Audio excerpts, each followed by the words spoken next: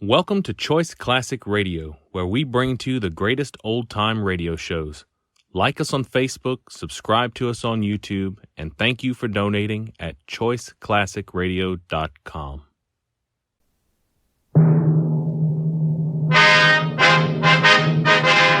Sound off for Chesterfield.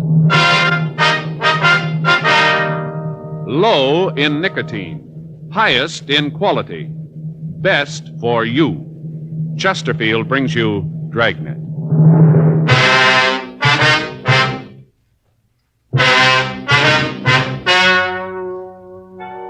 Ladies and gentlemen, the story you are about to hear is true. The names have been changed to protect the innocent.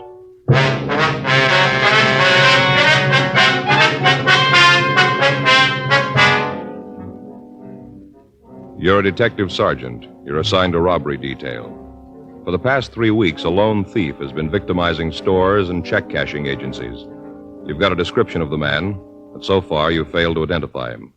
Your job? Get him. Before you buy your next pack of cigarettes, think this over. A doctor has been examining a group of Chesterfield smokers with special attention to the nose, throat, and sinuses. His latest report, after a full year and a half, says no adverse effects from smoking Chesterfield. Don't you want to try a cigarette with a record like this?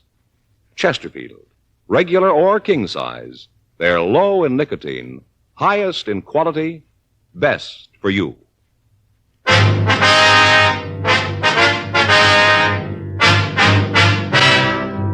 Dragnet, the documented drama of an actual crime. For the next 30 minutes, in cooperation with the Los Angeles Police Department, you will travel step by step on the side of the law through an actual case transcribed from official police files.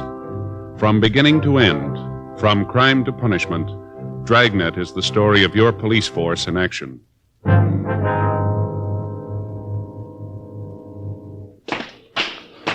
It was Friday, June 10th. It was warm in Los Angeles. We were working the day watch out of robbery detail. My partner's Frank Smith. The boss is Chief of Detectives Thad Brown.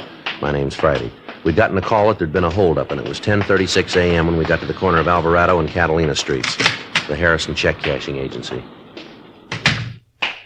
I'm sorry, you'll have to come back. We've had some trouble and we're not open for business. Come back in about an hour. Police officer, sir. Oh, well, where have you been? I was held up, held right up. Yes, sir. Yeah, fellows in the police car was here. They told me that you'd come out. Well, where have you been? It's taken you long enough. Didn't you use the siren? Yes, sir. We came out just as soon as we got the call. Just seems us taxpayers would get better service than that. Well, now, sir, the call just came in 4 minutes ago. Oh, well, all right then. Well, now let me tell you all about it. Yes, sir, if you would, please. Oh, you just bet I would. Well, now, first off, I had trouble sleeping last night. I knew right off it was going to be a bad day. I can always tell, when I've had a bad night, the next day's always a doozy. Did you give the officers in the radio car a description of the man who held you up? Yes, sir, I sure did. I gave it to them right off. Now, you're going to let me tell you all about the holdup? Yes, sir, if you go ahead, please. Well, I had a bad night. Real bad. I knew... Say, my name's Harrison. Abel Harrison. I don't think I got you a fellow's names. Oh, this is my partner, Frank Smith. My name's Friday. How do you do, glad Mr. to know you, yeah. Darn fool next door kept pounding the typewriter all night. He never let up. Sir? The man next door, that's why I didn't get any sleep. Some crackpot trying to be a writer. Oh, it's an awful thing. All night long. Dit, ding, dit, ding. All night. Not a wink of sleep. Yes, sir. If you just tell us about the robbery, please. You ain't interested, huh? Well, no, sir, it isn't that. It's just that the more time we lose here, the harder it's going to be to apprehend the suspect. You can understand that. Oh, well, yeah. Now, maybe if you just answer some questions for us, it might be easier and possibly a little faster, huh? Okay. Fire away. What time did the man come in? About 10:12. Was he alone? Yep. Did it look like there might have been anybody else with him? Nope. Do you know if he drove an automobile? Couldn't tell. I see. Well, would you tell us exactly what he said and what he did from the time that you first saw him? Came in, 10:12, had a gun, walked over to me, pointed the gun, told me to stick up. That the way you fellows want it? Well, you just relax, Harrison, will you, and tell the story in your own words. I'm trying to do just that. Yes, sir. Maybe if I went slower, it'll be easier for you boys. All right, sir, you go right ahead. Well, he came in, stood around for a minute, then come over to the counter. I asked him if I could help him. Uh-huh. We cash checks, payroll checks. First off, I thought that's what he wanted, to cash a check. Wasn't, though. I asked him what he wanted, and he pulled out the gun, told me to keep quiet and hand him the money. Pointed the gun right at my heart, right here. My heart. Are you with me so far, boys? Yes, sir. Go ahead. So I gave him the money, all there was in the drawer. I see, sir. About how much was taken, Mr. Harrison? About $1,500. He just took the paper money. He didn't want the silver. Had 2 paper bags. Looked like he'd carried his lunch in them. All kind of wrinkled, you know. Yes, sir. Had me put the money in them. Then he told me to lay down on the floor. Lay there and count to 100 by ones. Told me not to move until I'd finished. He said if I did, he'd come back and kill me. The way he told me, you knew he meant it. After that, he left. All right, sir. What if you can give us a description of the man? Sure, but already gave one to the other cops. Ain't that enough? We'd like to have you tell us, if you would, Mr. Harrison. Oh, them other fellows don't work with you, huh? Well, yes, sir, they do, but we'd just like you to describe the man to us. Well, what's the matter? Won't they tell you? Well, yes, Mr. Harrison, they'll tell us, but the questions they ask you are for getting out a broadcast. We have to fill out a report and try to get the man who did this. Oh. Seems like a pretty funny way to operate. Don't tell the other cops what's going on. How tall was the man, Harrison? Well, let's see. I'd say about 5 feet, maybe 8 to 10 inches. Mm-hmm. How much did he weigh, would you know? I'm just guessing, you Nosy. I'm not sure. Yes, sir, we understand. Well, I'd say he weighed maybe, 150, right around in there. How old was he, would you know? Maybe 25, 26. How about his coloring? Was he dark or light complected? No, dark. He had black hair, brown eyes, mean-looking eyes, like steel balls. Kind you pick up with vacuum cleaners. Steel, hard. Yes, sir. How was he dressed? Had a pair of Levi's on. Levi's and a blue shirt. He had a brown leather jacket on, too, one with a fur collar. Was he clean-shaven? Oh, yes. His face looked like he just had a shave. And talcum powder on it. Do you wear glasses, sir? Yeah? What kind were they? I couldn't tell you, just glasses. Well, did they have metal or plastic frames? Or Oh, something? plastic, yes.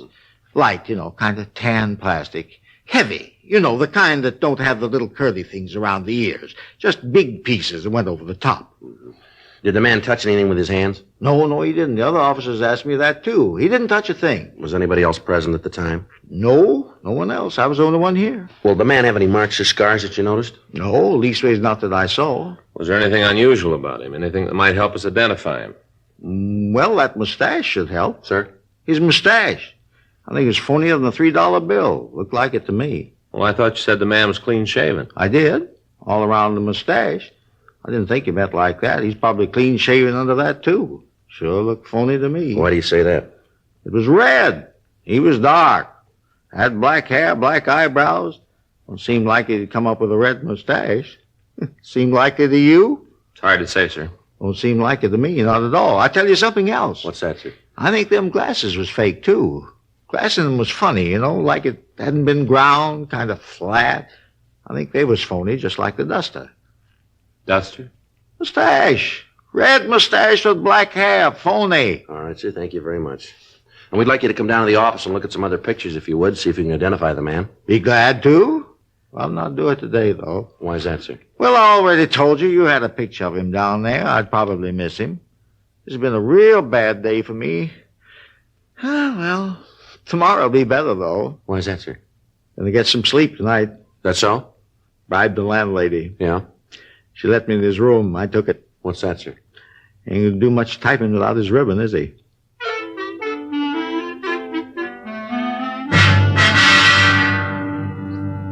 For the past 3 weeks, we'd heard the same story. A man had entered a check-cashing agency or a small neighborhood store and at gunpoint taken all the currency.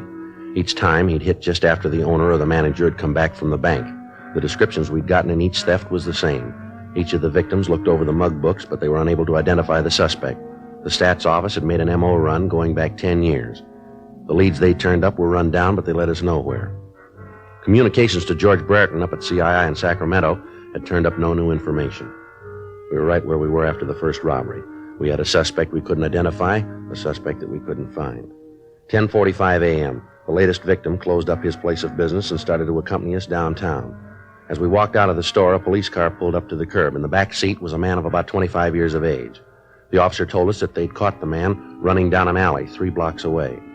The man who matched the description of the thief identified himself as Rudy Martin. While the radio car officer stood by, we took the suspect over to our car to see Averill Harrison, the victim. Caught him already, huh? Is this the man who held you up, sir? Let me get out and take a good look. All right.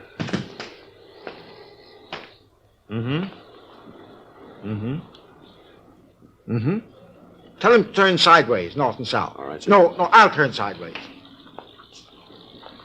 That's him. Are you sure?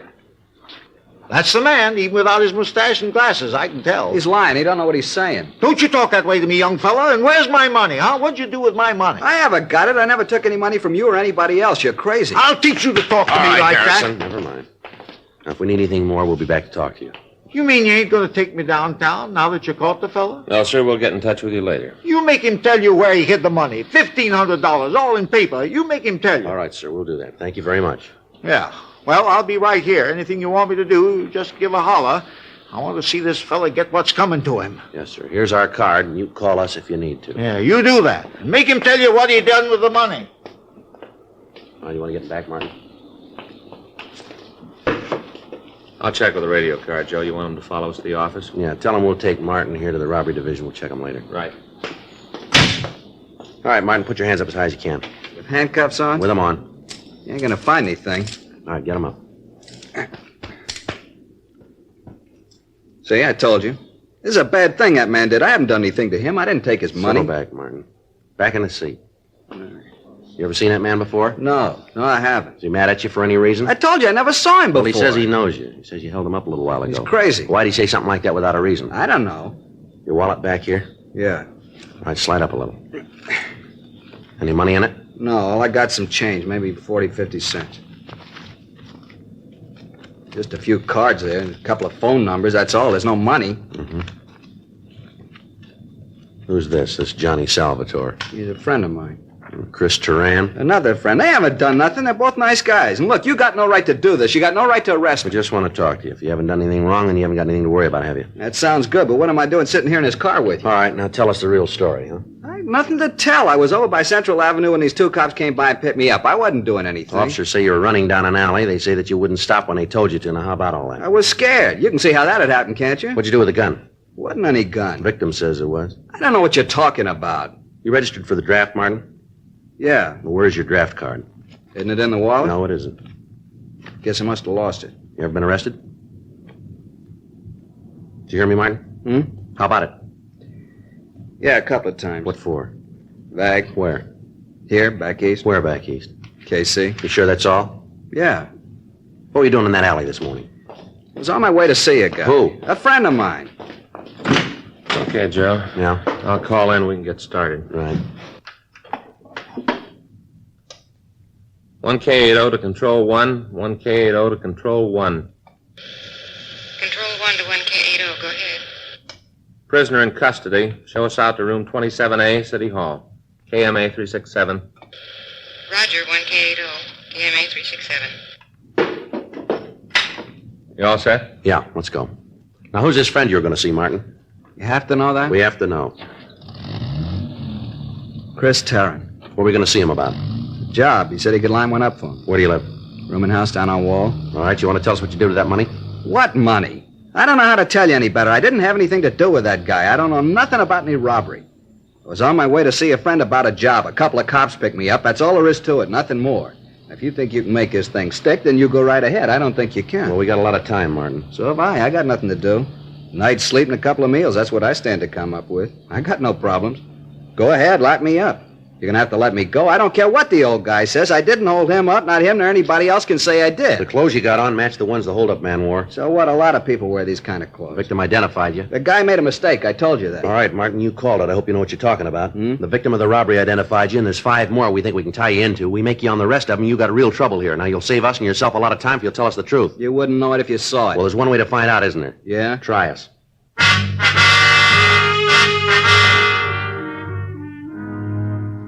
10:52 a.m. We took the suspect back to the city hall and we talked to him for over 3 hours. He refused to admit any knowledge of the holdups. We checked him through R&I and we came up with the arrest record that he told us about. In checking his record, we found that the suspect was wanted for draft evasion. In the meantime, the other victims of the holdup man had been brought down to the office. The suspect was placed in a show-up with several other persons. They all failed to identify Martin as the thief. In checking further with the last victim, Harrison, he stated that he'd probably made a wrong identification. We had a search of Martin's room made, but we were unable to come up with anything. The 2 friends he'd mentioned were checked out, but there was no record on either one of them. The suspect was turned over to the federal authorities for prosecution on the draft evasion charge. We were right back where we started 3 weeks before. The next morning, Saturday, June 11th, we started all over again. This time we went back into the files 15 years.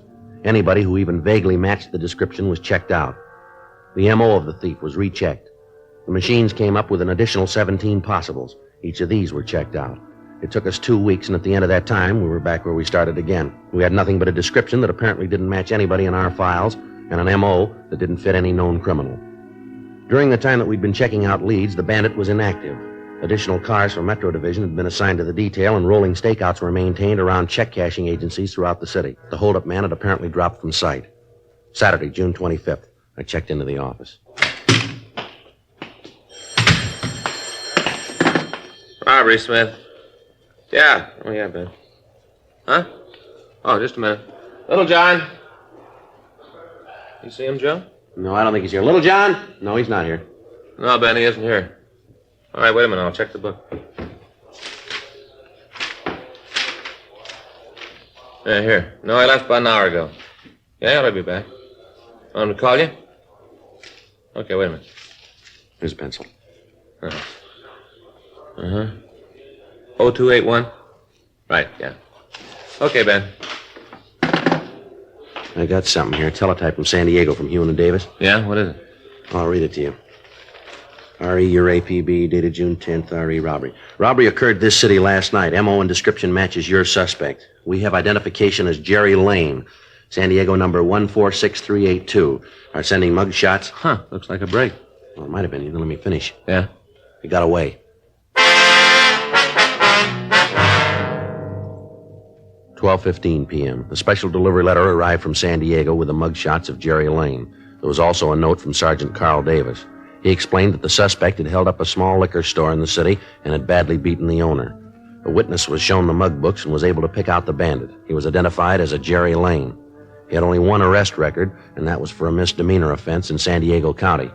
We checked the name through our identification bureau, but there was no record on him in our files. The mug shots from San Diego had been taken over 4 years previously, but the victims of the robberies in Los Angeles had no trouble identifying it, even without the glasses and the mustache. Additional broadcasts were gotten out carrying the name, and radiograms were sent to Washington and to Sacramento requesting any available information. Another week passed while the search went on. During that time, the holdup man hit once more, this time in National City, just south of San Diego. From the reports we got, the M.O. matched the one previously used. The suspect made good his escape. Tuesday morning, 11:30 a.m., Frank and I had been out running down a lead. We just got back to the office. Well, there's another one that didn't go anyplace. Yeah? You know, Joe, if somebody could figure out a way to filter out the bad leads, it'd sure save a lot of legwork, wouldn't it? Yeah, I guess I'll get it. Robbery Friday. Yeah, all right. It's Hewin. Yeah? Hi, Pappy. Yeah. When was that? Yeah, anything on him? Mm-hmm. Yeah, well, you're probably right. Well, I guess the only thing we can do is put out another broadcast. Yeah. No, nothing up here. What'd you say? Right, yeah. Well, if anything else turns up, let us know, will you? Right. Oh, wait a minute. Say hello to Carl. All right, Pappy. Yeah, we'll be talking to you. Right. Thanks. Bye. What's he got? Well, it's our suspect, Jerry Lane. Yeah? He's going to have to stand for more than a 211 charge now. What do you mean? Latest victim just died.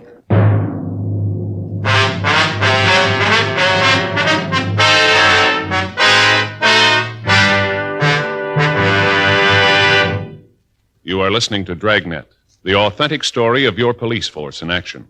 It's so satisfying to know that my Chesterfield is low in nicotine, highest in quality. Chesterfield, low in nicotine, highest in quality.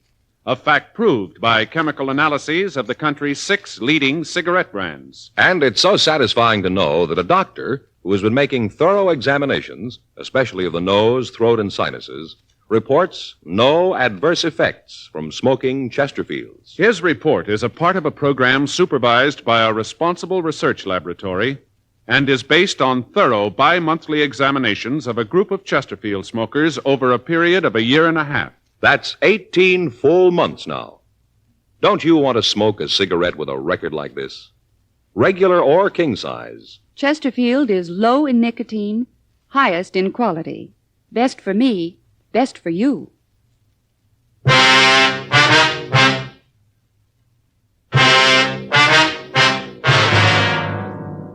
From the information we got on the phone, it looked like Jerry Lane would be headed for Los Angeles. One of the witnesses to the latest robbery said that the suspect drove away in either a 1942 Plymouth or a Dodge Coupe. The color of the car was listed as either a dark blue or black. Descriptions of the car and of the suspect were printed up and distributed to all law enforcement agencies between Los Angeles and the Mexican border. Al Gayton from the San Diego department got in touch with the Mexican authorities, and a close check was kept on all cars crossing into Mexico. According to our information, Jerry Lane had robbed at least 8 places and stolen a little under $9,000 in a period of 6 weeks. While we continued our investigation, the San Diego authorities followed up the leads they had.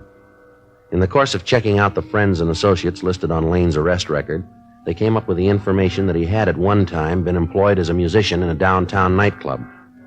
They interviewed the employees of the place, but they were not able to get a definite lead on the suspect. With the mugshot that they'd sent us, and knowing that he was a professional musician, we checked with the local office of the Musicians Union.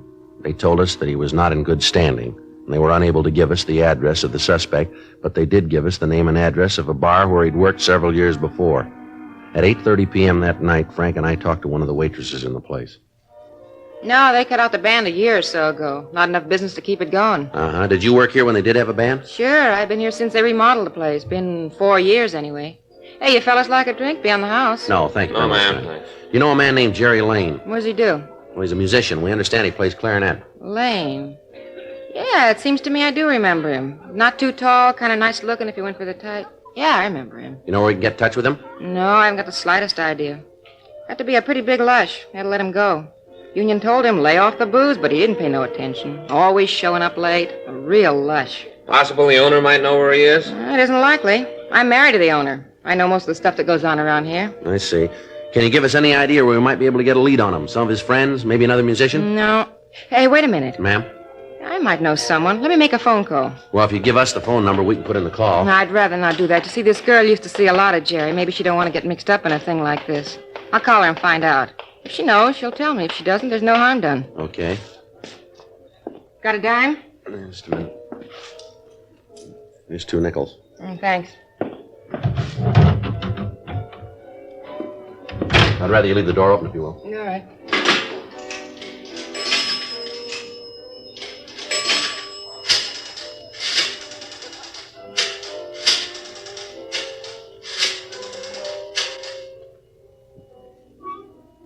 Hello, may I speak to Betty Hodgin, please? Yeah. All right. They're calling her. Good. Nice girl. Never figured out what she saw in Jerry. Mm-hmm. Hello, Betty? Betty, this is Naomi. Uh-huh. Just fine. You? Oh, yeah, he's fine. Say, Betty, I hate to bother you, but do you know where I can get in touch with Jerry Lane? Yeah. Uh-huh. Yeah, wait a minute. Have you got a pencil? Yeah. Here you go. Now, what's the address, Betty? Uh-huh. Yeah, I got it. No, it's nothing serious, no. No, business isn't that good. Yeah, we still got the piano. Sure, gonna keep it. All right. Well, thanks, Betty. You guys are in luck. Yes, ma'am? Here's the address. It's a club down on 6th. Mm-hmm. Betty says he's there almost every night. 9:42 p.m. We called the office and had another team of men sent out. We notified homicide detail that we'd picked up another lead, and they sent out a team of men to give us any help that we might need in apprehending the suspect. The address we'd been given was the Georgetown Club, a small place on West 6th Street. When we got there, the place was crowded, and the band was in the middle of the second set. We checked with one of the bartenders. Sure. That's Jerry playing clarinet. See? Gray suit. Yeah, does he work here? No, he shows up almost every night, sits in with the band. Union doesn't like it. They talk to the boss about it. He's trying to get the bum out of here. Cause a lot of trouble. That right? Sure. Always he comes in drunk or else he acts like he's high on dope. You want me to get him for you? Yeah, tell him there are a couple of friends who'd like to talk to him, will you? I'll do it right now. You don't want me to say you're cops? No, we don't. I didn't think so. Okay, I get it. Thank you. Some place they got here, huh? Yeah, sure is crowded, isn't it? Right. Better watch him. He's probably armed. Yeah, let's get him outside. It'd be easier to take there. Too many people here. Yeah, the bartender's got him now. All right. Now let's let him get outside before we move away. Right. fellas. Come on.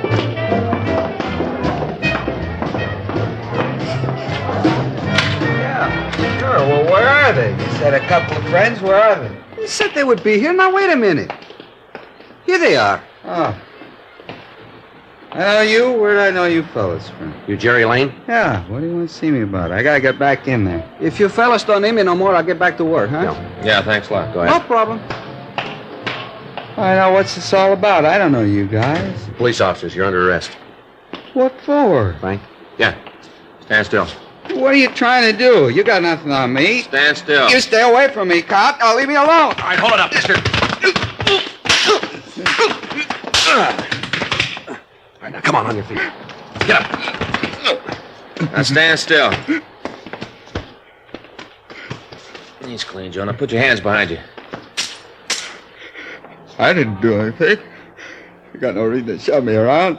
Cut my mouth. It's bleeding. Yeah, well, that makes two of us, mister. What are you after me for? What have I done? I have too much to drink? Is that it? I wasn't bothering anybody in there. That's a nice try, Lane, but it won't work. We got a half a dozen positive identifications on you for robbery. I didn't hurt You anybody. killed a man. Yeah. The last one, I heard he died. Is it true? Did he die? That's right. I didn't know what I was doing, you know. I wasn't responsible. I just didn't feel so good. It wasn't my fault. He wouldn't give me the money. I didn't know what I was doing. That's going to make a difference, isn't it? I didn't know what I was doing. I wouldn't know about that, Lane. That's going to be up to the jury, but you can bet on one thing. What's that? They'll know what they're doing.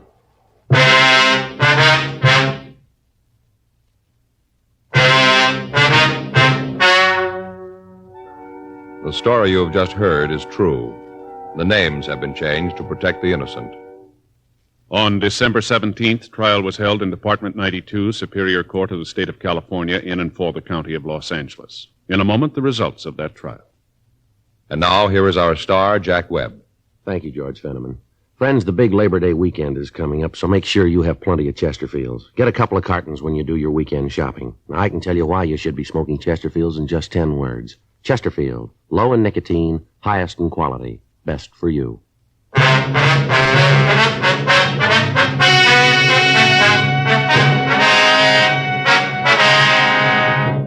Gerald Carlisle Lane was tried and convicted of murder in the first degree and was executed in the lethal gas chamber at the State Penitentiary, San Quentin, California.